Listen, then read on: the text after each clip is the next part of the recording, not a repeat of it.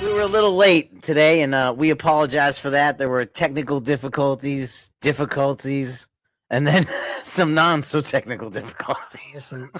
Some difficult technicalities or something. Oh I don't know. man, some days it's just like that, man. I remember this old man. I was giving him a ride home. He's like, "Man, some days you're the bug, some days you're the windshield." That's right. That's right. You know what? Liam says I have a catchphrase that he hears all the time from me. I said, "Some days you're the nail, some days you're the hammer." Yeah, exactly. Yep. You can say it. There are many ways to say it. But I mean, if it can go wrong, it will go wrong, right?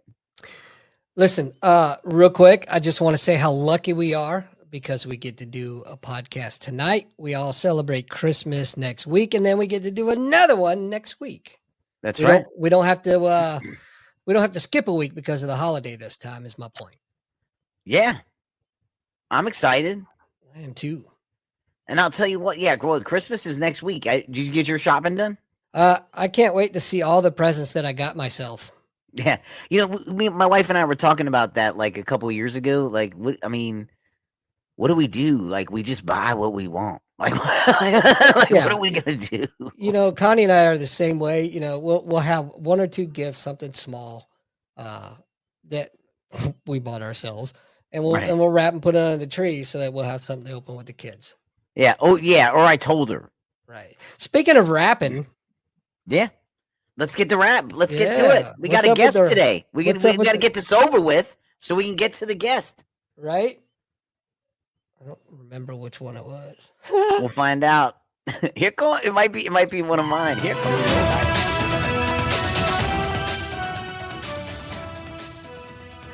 That's right. Lou reads the news, so you don't have to. That's right. I don't know if he's having a seizure or what the.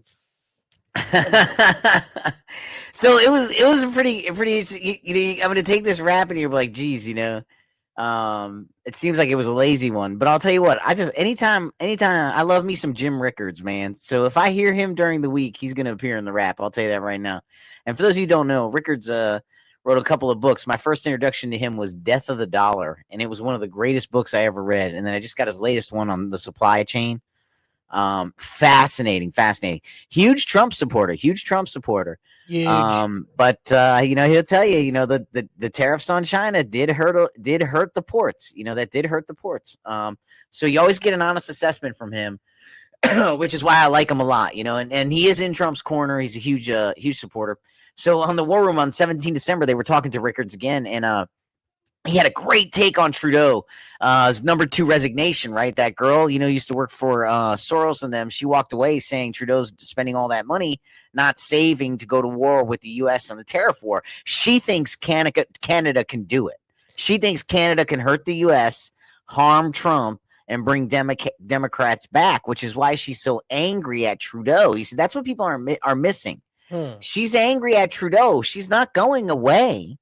She wants to come back for prime minister because she thinks she can sustain through the trade war until we're hurt, until Americans can complain enough about Trump.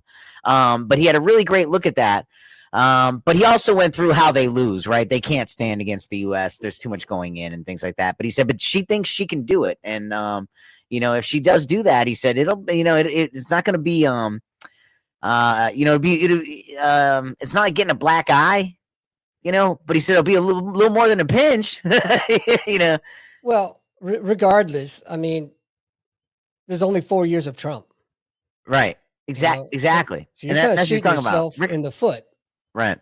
So 17. So Rickards also went through how Biden's going on and doing things in with Russia, working with the trade agreements in oil. And Rickards kind of went into how they're really making it difficult on Trump when he gets in there because he'll be faced with sanctions that if he lifts them, he'll look like a Putin shill. But if he keeps them in place, it's going to keep the price of oil up and he'll look like he didn't deliver on his promises and is promoting inflation.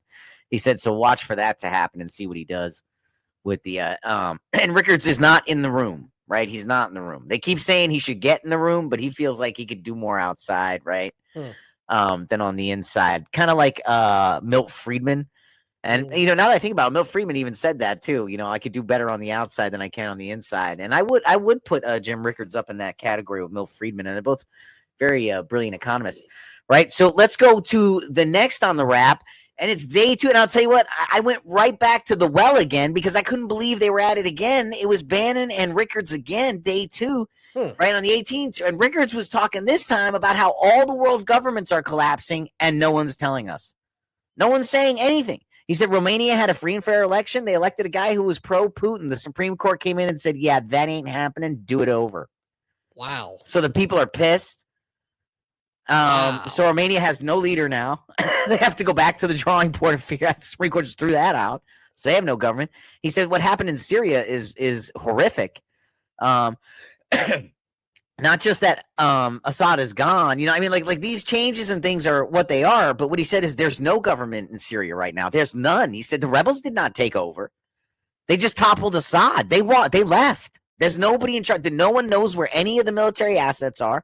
No one's in charge of anything. There's no one to call on the other end of the phone. He said people have no idea how bad it is in Syria right now. He said that's why Israel is taking military sites off the map because they don't know who's going to take them.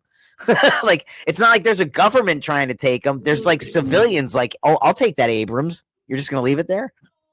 I don't want to sidetrack you too much, but that's why we have 2,000 troops in Syria and not the 900 that was put out earlier in the week.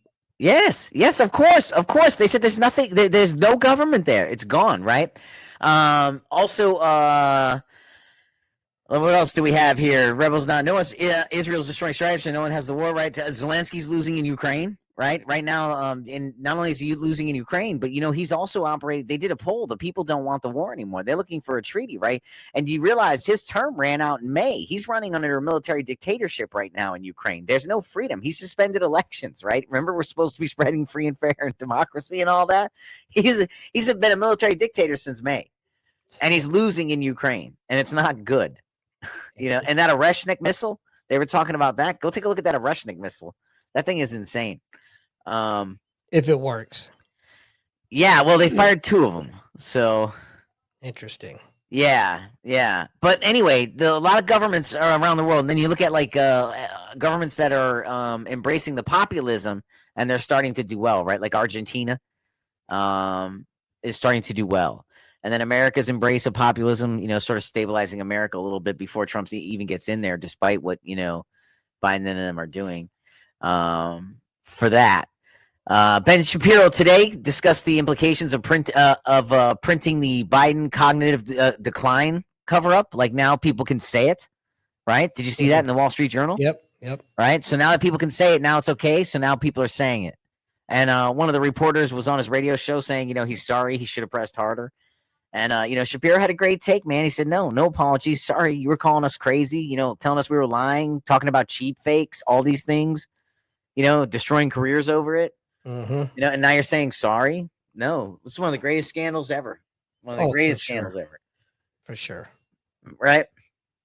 Finally, this week, Charlie Kirk's putting on an all-weekend event with speakers, and all you can listen live on his website and other sites carrying the content from Turning Point USA. Guests can include Trump and numerous conservative names. And, that's pretty much a wrap.